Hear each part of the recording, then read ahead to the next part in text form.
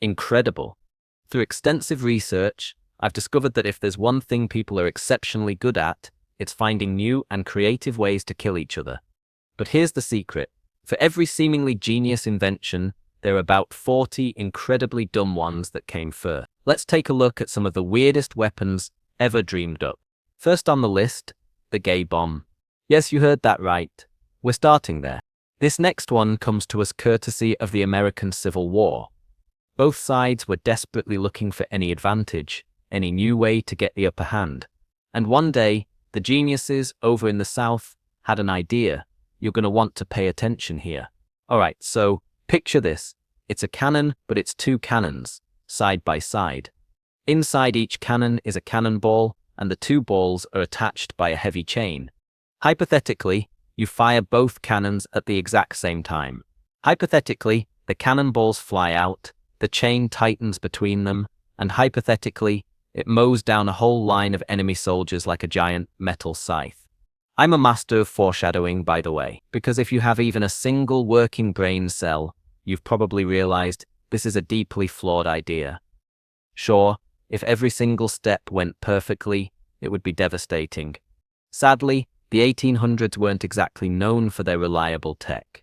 Cannons are not the most consistent machines. So in reality, almost every single time they fired this thing, one cannon would go off a split second before the other, causing the chained shot to whip around violently, creating, let's just say, some serious issues for the poor crew operating it. But hey, at least it was deadly. Unlike the legendary Fogo balloon bombs. What's a Fogo balloon bomb? I hear you ask. Well, during World War II, Japan started launching these massive balloons with incendiary devices tied to them, hoping they'd float all the way to the US. Okay, it sounds completely stupid, but in reality, it was only kind of stupid. This plan was actually based on some real science. The balloons would indeed get carried toward North America on the powerful jet stream. But, unsurprisingly, there were a couple of tiny problems. The goal of the balloons was to start massive forest fires and create widespread chaos. But they didn't exactly, what's the word I'm looking for, work. First of all, only about 300 were ever found across all of North America. Of those 300, not a single one started a fire or caused any real damage, except for one, which only went off because it was found by a group of kids, and one of them decided to drop kick it. What? Next up, we've invented a lot of wildly effective guns over the years. The M1 Garand, the Remington 870. Notice how that list didn't include the Puckle gun. Yeah, I didn't think so. The Puckle gun was a projectile launcher with two different kinds of bullets. One bullet was round and one was square. But why square?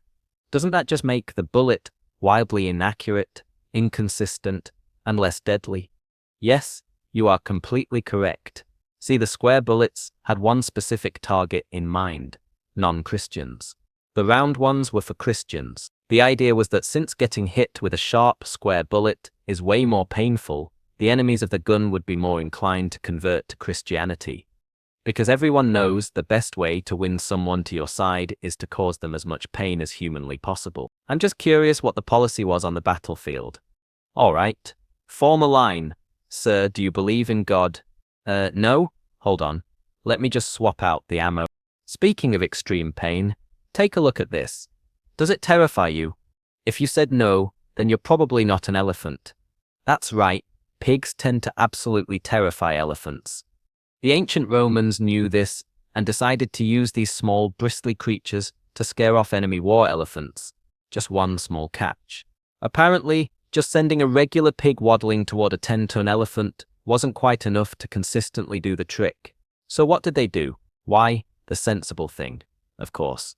They lit the pigs on fire. What could possibly go wrong? I mean, worst case scenario, you end up with a bunch of cooked pork, right?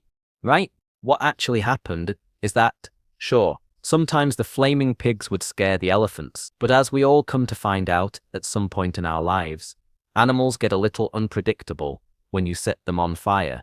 The pigs would often panic and run right back towards the Roman lines, setting their own soldiers and tents on fire. Not exactly an ideal outcome. Next up, here's a question. If you were in the middle of a war and running out of steel and aluminum to build aircraft carriers, what material would you use instead? Well, if your name is Jeffrey Pike, the answer is ice. In World War II, the Allies were running low on said materials, so Pike had the brilliant idea to build an aircraft carrier out of a mixture of ice and wood pulp, a substance called pykrete. The issue with this invention, surprisingly, wasn't the idea itself.